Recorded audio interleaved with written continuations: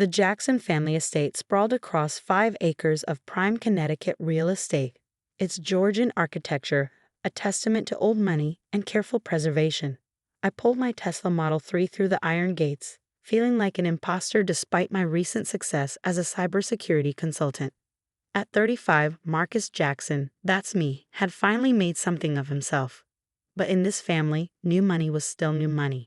The November wind scattered golden leaves across the circular driveway as I parked beside my sister Victoria's Bentley. The contrast between our vehicles said everything about our different paths in life. Hers purchased with family money, mine earned through countless sleepless nights coding and consulting. Marcus. My grandmother Margaret's voice carried across the marble entrance. At 75, she remained the family matriarch, her silver hair perfectly coiffed, her posture regal despite her age. You're early for once. I embraced her, catching the familiar scent of Chanel No. 5. Had to beat the holiday traffic, Grandma. Come in, come in. Victoria's already here with Charles. She ushered me inside, where the warmth carried hints of turkey and cinnamon. My sister Victoria, 32, stood in the great room directing staff about place settings as if conducting an orchestra. Her husband, Charles Winston II, yes, of those Winstons, lounged nearby, absorbed in his phone, probably checking stock prices. The prodigal brother returns, Victoria said, air kissing my cheek. Still playing with computers. Still playing with other people's money? I countered, but with a smile. Our sibling rivalry had mellowed since childhood, though Victoria never quite approved of my choice to work for a living. Children, Grandma Margaret warned, but her eyes twinkled. She'd always enjoyed our banter, saying it reminded her of her own siblings. The house gradually filled with family members, cousins, aunts, uncles, all carrying the weight of the Jackson name and its associated expectations. I noticed Uncle Philip was missing, probably still in rehab after his latest episode. And Aunt Sarah was conspicuously alone, her third husband having departed for younger pastures. My parents made their entrance last, as always. Richard and Eleanor Jackson swept in like minor royalty, my father's silver hair matching his custom suit, my mother's diamonds catching a light from the crystal chandeliers. Marcus, Dad nodded, his usual greeting. The market's been interesting lately. Has it? I replied mildly, though I knew exactly how interesting. My cybersecurity firm had just prevented 3 major ransomware attacks on Wall Street firms, but Dad still thought of my work as playing with computers. Dinner was served precisely at 4:00 p.m., the family gathering around the massive mahogany table that had witnessed generations of Jackson Thanksgivings. I sat between my cousin Rachel, a corporate lawyer, and Uncle George, who managed the family's vast real estate holdings. Before we began, Grandma Margaret stood, raising her wine glass. I want to thank everyone for maintaining our traditions another year. The Jackson name remains strong because we stand together. The meal progressed with the usual discussions of markets, mergers, and marriage prospects, mainly directed at me, the family's last eligible bachelor. I was halfway through my turkey when Grandma's voice cut through the chatter. Marcus, dear, did you receive the inheritance notice I had Blanchard send over? The table fell silent. Even Victoria stopped mid-bite. What inheritance notice, Grandma? Grandma Margaret frowned. Strange. I instructed the bank to send you details about the trust fund last month. $10 million, your grandfather's legacy. It was supposed to transfer to your control on your 35th birthday. My father's fork clattered against his plate. Mother, we should discuss this in private. Nonsense. Grandma waved him off. Marcus should have been notified. Victoria received her portion when she turned 35 last year. She turned to me. Check your accounts, dear. Blanchard Bank and Trust, under your grandfather's name. With trembling fingers, I pulled out my phone. As a cybersecurity expert, I prided myself on monitoring all my accounts meticulously. How had I missed this? I found the bank's app and logged in. The trust account was there, but what I saw made my blood run cold. $0. Transaction history showed systematic withdrawals over the past decade, ending with a final transfer of $2.3 million just last week. It's empty, I said, my voice hollow. Every penny's gone. Victoria, leaning over to look at my screen, suddenly swayed and collapsed. Charles barely caught her before she hit the floor. Impossible. Grandma Margaret stood so quickly her chair toppled backward. Richard explained this. But my father wasn't looking at her. He was staring at my mother, whose face had gone deathly pale. Eleanor? His voice was barely a whisper. What did you do? The next few minutes were chaos. Victoria was revived and moved to a sofa. Charles called his family's lawyers. Uncle George started making frantic phone calls about other family accounts. Everyone stopped. Grandma Margaret's voice cracked like a whip. Eleanor, start talking. My mother's perfectly manicured hands trembled as she reached for her water glass. The money, it wasn't just Marcus's trust. I've been managing several family accounts. Managing or emptying? Uncle George demanded, still on his phone. I had a system, Mom continued, her voice growing stronger. The investments were guaranteed. Double-digit returns every month. I felt my cybersecurity instincts kick in. Mom, what exactly did you invest in? She wouldn't meet my eyes. A group called Global Crypto Ventures. They had this amazing algorithm. Oh God, I breathed. You fell for a crypto scam. It wasn't a scam, she protested. Mr. Singh showed me all the documentation. The blockchain technology. Mr. Singh. I interrupted. Rajesh Singh. Now everyone was staring at me. You know him? Dad asked. I pulled up a news article on my phone and handed it to him. The headline read, International crypto scammer Rajesh Singh arrested in Dubai. Billions missing. He's one of the most notorious crypto scammers in the world, I explained. My firm helped track some of his operations last year. Mom, how much did you give him? Her voice was barely audible. All of it, everything I could access. The family foundation, the trust funds, the real estate accounts. She looked at Victoria. Your inheritance too, darling. I was going to replace it all when the returns came in. Victoria fainted again. Grandma Margaret's voice was ice. Exactly how much, Eleanor? Mom's composure finally cracked. $340 million. The silence that followed was deafening. Uncle George ended his call. The real estate accounts are empty, even the offshore ones. Charles was next. The family foundation? Drained. One by one, family members checked accounts, made calls, uncovered empty vaults, and drained trusts. My mother had systematically stolen and lost the entire Jackson fortune. How? Dad's voice was hollow. How did you get access to everything? Mom's laugh was slightly hysterical. You all trusted me. The dutiful wife, the perfect mother, the careful steward of family wealth. No one ever questioned my paperwork, my transfers, my investment strategies. I was already running forensics on my laptop. She used a sophisticated network of shell companies. The money was moved through dozens of accounts before reaching Singh's operation. I looked at her with newfound respect for her technical skills. You actually understood what you were doing, didn't you? Of course I did, she snapped. I'm not some bored housewife who got scammed. I knew exactly what I was doing. I just thought I was smarter than everyone else. That I could beat them at their own game. And now it's all gone, Grandma Margaret said quietly. Every penny your husband's family built over 6 generations. Mom stood, smoothing her designer dress. I can fix this, Mr. Singh promised. Singh was arrested 3 days ago, I cut in. His assets are frozen. The money's gone, Mom. All of it. She sank back into her chair, the reality finally hitting her. But what will we do? Grandma Margaret's voice was steady. First, we call the police. Then the FBI, since this crosses international borders. Then we face the truth. The Jacksons are no longer wealthy. Victoria stirred on the sofa. The wedding, Charles, our prenup, is very clear about financial fraud, Charles finished, already texting his lawyers again. Dad hadn't moved, hadn't spoken. He just stared at his wife of 40 years as if seeing her for the first time. The house, Uncle George said suddenly. We need to check the deed. Sold it last month, Mom whispered, to cover some of the initial losses. Grandma Margaret closed her eyes briefly. So we're not just broke, we're homeless. I stood up, my mind racing through calculations. Not homeless. My company's doing well. I can help with immediate expenses, and my condo has plenty of room. You'd help us? Victoria asked, sounding young and vulnerable. After everything. We're family, I said simply, even if we're not rich anymore.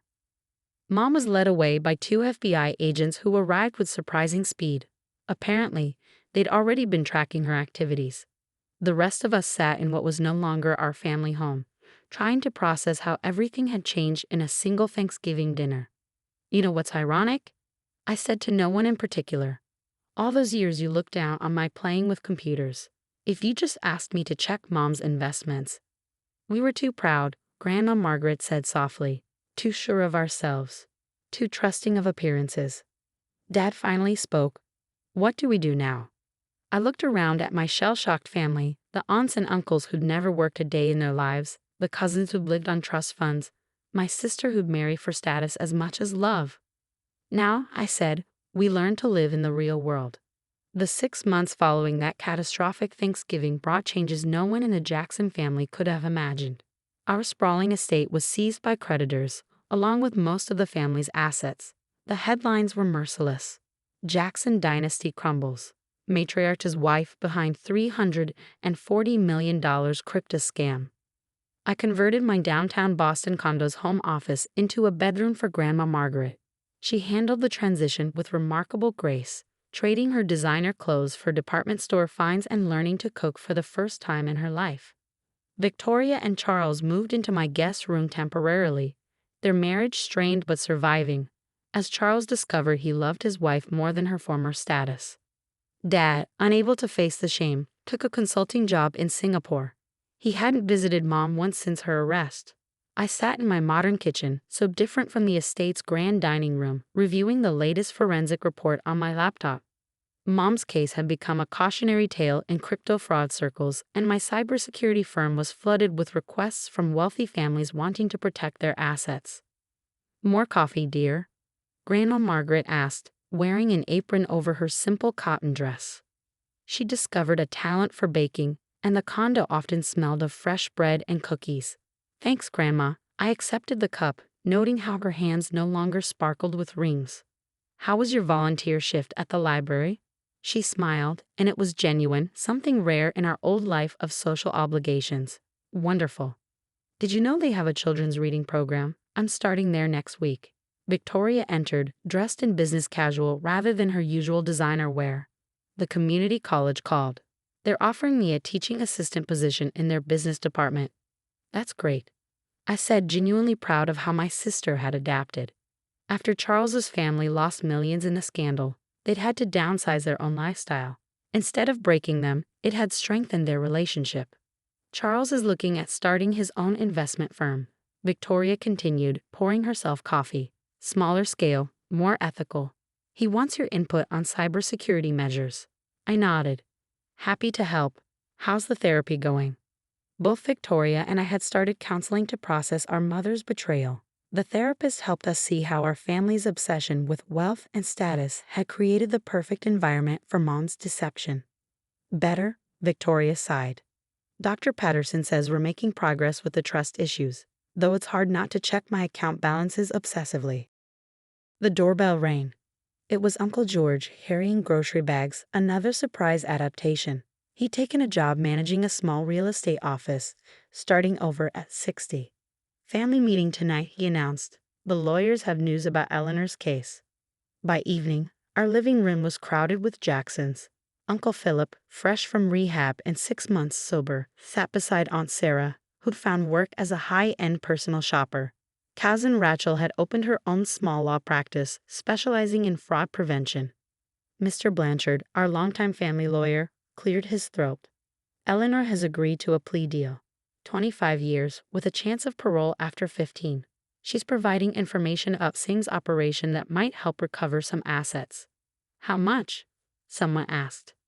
Perhaps 30 million if we're lucky. Spread across all victims, each family member might receive a few $100,000. There was a time when such a sum would have seemed insulting. Now, there were thoughtful nods. I've been thinking, I said into the silence. Maybe we shouldn't try to rebuild the fortune. Maybe this is our chance to build something better. Grandma Margaret touched my arm. What do you mean, dear? Look at us. In 6 months, we've learned more about ourselves, developed real skills, formed stronger relationships than in all our years of wealth. Uncle Philip is sober. Victoria and Charles actually talk to each other. Cousin Rachel's helping people instead of just corporations. He's right, Victoria added. I was miserable in our old life, always trying to maintain appearances. Now I actually feel useful. Uncle George nodded. My small real estate office helps families find affordable homes. It's more satisfying than managing luxury properties. But the Jackson name, Aunt Sarah began, is just a name, Grandma Margaret cut in. What matters is who we become now. The discussion continued late into the night.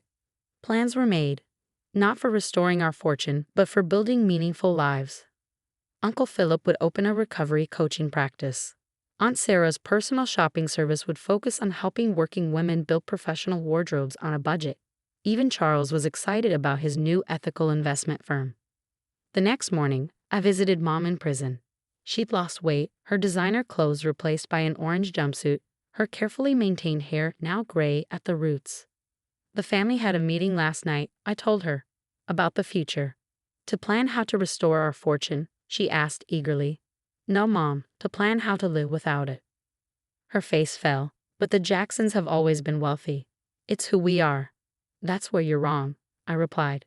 Wealth was what we had, not who we were. And honestly, we weren't very good people when we had it. I was trying to protect our status, she whispered. Everything I did was to maintain our position. And look what it cost us, not just the money, but trust, relationships, integrity. The funny thing is, losing everything made us finally become the family we only pretended to be. She studied my face. You seem happy. I am. We all are, in a way. We're learning who we are without the money to hide behind. As I left the prison, my phone buzzed with a text from Victoria.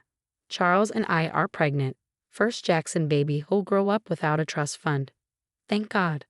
I smiled, thinking how different this child's life would be. No pressure to maintain appearances. No false friends attracted by wealth. No inheritance to corrupt their character. The autumn wind scattered leaves across the prison parking lot, reminding me of that Thanksgiving day when everything changed. Mom's crime had stripped us of our fortune, but it had given us something more valuable. The chance to become real people with real relationships and real purpose. 2 years had passed since our world imploded. The modest 3-bedroom house we gathered in for this Thanksgiving bore little resemblance to our former estate, but the laughter echoing through it was genuine, something our old marble halls had rarely heard. Victoria cradled her 6-month-old daughter, Eleanor Margaret Winston, named not for our mother, but for the woman we'd hoped she'd been, while Charles proudly showed everyone photos on his phone. His ethical investment firm had just helped fund a sustainable energy project in developing countries. Marcus, Grandma Margaret called from the kitchen, where she was teaching Cousin Rachel's teenage daughters how to make her now famous apple pie. Your interview was on. We gathered around the television, where CNBC was featuring my cybersecurity firm's latest innovation, a blockchain verification system that could have prevented scams like the one that destroyed our fortune. The irony wasn't lost on any of us. And Mr. Jackson's system is already being implemented by major financial institutions worldwide, the reporter concluded. A remarkable achievement from a man whose own family lost everything to crypto fraud. They always have to mention that part, Victoria sighed, but without real bitterness. It's part of our story now, Uncle Philip said, sipping his sparkling water. Like my sobriety, 3 years clean next month. His recovery coaching practice had helped dozens of wealthy individuals find purpose beyond their addictions. He often said losing everything had saved his life. The doorbell rang, Uncle George arriving with his new wife, Maria, a social worker he'd met while volunteering at a homeless shelter. Their romance had scandalized our old social circle, but watching them together, their genuine affection was worth more than any society marriage. Before we eat, Grandma Margaret announced, I have news. She paused, looking around at her transformed family. I decided to sell my remaining jewelry collection. Grandma, no, Victoria protested. Those pieces are all you have left from before. Exactly, she smiled. And I found the perfect use for them. Marcus, remember that coding program you mentioned? The one teaching computer skills to underprivileged kids?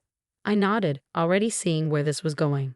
While the proceeds from my jewelry will fund scholarships for 50 students, the Jackson Educational Initiative, but this time, actually helping people instead of just avoiding taxes. The room burst into applause. It was so perfectly fitting, turning the last symbols of our old wealth into opportunities for others. I have news too, Charles said once the excitement died down. The bankruptcy trustees found another of Singh's accounts. They're releasing a final settlement. We held our breath. The previous recoveries had been minimal. $8 million, he continued. Split among the victims, it works out to about $50,000 each. In our old life, we would have scoffed at such a sum. Now, we considered it thoughtfully. I'm donating mine to Uncle Philip's Recovery Center, Victoria said immediately. Mine's going to Maria's shelter project, Uncle George added. One by one, family members pledged their shares to various causes, not out of pride or show, but because we'd learned the true value of money. And it wasn't in hoarding it. There's something else, I said when everyone had spoken. I received a letter from Mom. The room went quiet. Few of us had contacted her during her imprisonment. She's been following news of the family, our changes, our new ventures. She wrote that she finally understands what real wealth is. I pulled out the letter. She's using her time teaching other inmates about financial literacy and fraud prevention. Says it's the first honest work she's ever done. Tears slid down Victoria's cheeks as she hugged baby Eleanor closer. Do you think she really understands what she did to us? I think Grandma Margaret said softly. She gave us the only gift she could, freedom from the golden chains that bound our family for generations. We moved to the dining table, a simple wooden one that had replaced our mahogany masterpiece. The settings were mismatched, the glasses weren't crystal, and the silver was actually stainless steel. But the faces around it were bright with purpose and genuine connection. Remember that first Thanksgiving after everything happened? Rachel asked, passing the potatoes, when we all crammed into Marcus's condo. And Grandma burned the turkey because she'd never cooked one before. Victoria laughed. And Uncle Philip showed up with store-bought pies because none of us knew how to bake, Charles added. Look at us now, Grandma Margaret smiled, surveying her family. Who would have thought losing everything would teach us how to live? Baby Eleanor chose that moment to squeal with delight, reaching for the twinkling lights we'd strung around the windows. In her innocent joy, I saw our family's future, a child who would grow up understanding that true worth isn't measured in dollars or status, but in character and contribution. As we joined hands for grace, another new tradition, I thought about Mom sitting in her prison cell. She tried to maintain our family's wealth at any cost, never realizing that in losing it all, we'd finally become rich in all the ways that mattered. Next year, Grandma Margaret announced as we began to eat, we should invite some of the students from our scholarship program. After all, family isn't just about blood anymore. Looking around the table at the people we'd become, the recovering addict turned counselor, the socialite turned teacher, the trophy wife turned entrepreneur, the old money matriarch turned community volunteer, I realized we gained something priceless when we lost everything else. Authenticity. The Jackson name no longer opened doors or commanded respect in high society. Instead, it was becoming known for philanthropy, recovery support, ethical business practices, and genuine community involvement. We'd lost our fortune but found our purpose. As the evening wound down and family members began to leave, each heading to their modest homes and meaningful lives, I stepped onto the porch with Grandma Margaret. Do you ever miss it? I asked. The estate, the parties, the status. She wrapped her cardigan tighter against the November chill. I miss your grandfather. He would have loved seeing his family like this, real, purposeful, connected. The money was his gift to us, but losing it was his greatest legacy. Inside, Victoria was teaching Charles how to change a diaper, something neither of them would have dreamed of doing in their old life. Uncle Philip was sharing recovery stories with Rachel's teenagers, his hard-won wisdom worth more than any inheritance he could have left them. You know what's funny? I said. We spent generations building a fortune, but it took losing it to make us truly wealthy. Grandma Margaret squeezed my hand. Now that's an inheritance worth passing on. 5 years to the day since that fateful Thanksgiving, I stood outside the prison gates, waiting. Mom was being released early for good behavior and her cooperation in international fraud cases. None of us were quite sure how to feel about it. Victoria stood beside me, holding 4-year-old Eleanor's hand. Grandma Margaret waited in the car. She'd agreed to be here, but needed some distance. The others would gather later at my house, our new tradition for family meetings. When Mom emerged, I barely recognized her. Gone was the perfectly coiffed socialite who'd orchestrated our family's downfall.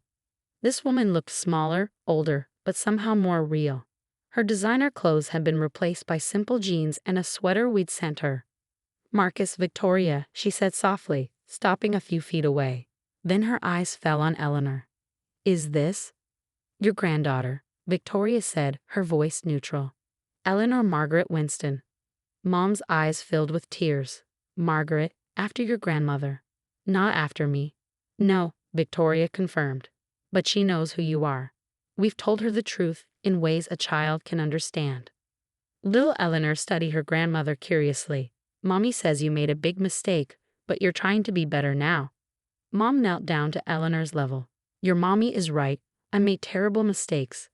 But seeing all of you, I understand now what real treasure looks like." In the car, Mom sat quietly as we drove through the city. She gasped when we passed the site of our old estate, now converted into a community arts center funded partly by recovered assets from Singh's scheme. "The Jackson Center for Arts and Education," she read the sign. "Is that our legacy now?" I explained. "Different from what you imagined, but better." At my house, a comfortable but modest home in a normal neighborhood, the family waited.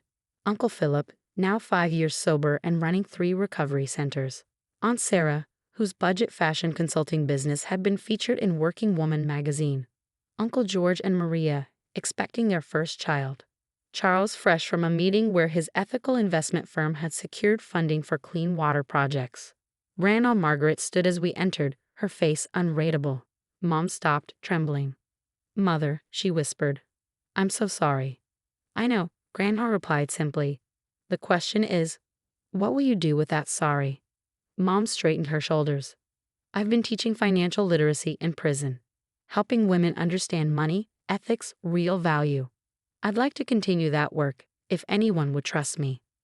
"Trust," Uncle Philip spoke up, "is earned in drops and lost in buckets. We know that better than most now. Which is why," I added, "we set up a small apartment for you above the Arts Center. You'll work with the education program there, under supervision. It's not luxury, but it's a chance to rebuild." Mom looked around at what remained of her once grand family. No designer clothes or expensive jewelry in sight, but genuine smiles and purposeful lives. "Did you know," she said quietly, "that in prison, I finally read your cybersecurity papers, Marcus? Tried to understand what you do. You were right all along. Real value isn't in quick profits or status symbols." Little Eleanor tugged at her grandmother's sleeve. "Want to see my coding game? Uncle Marcus teaches me."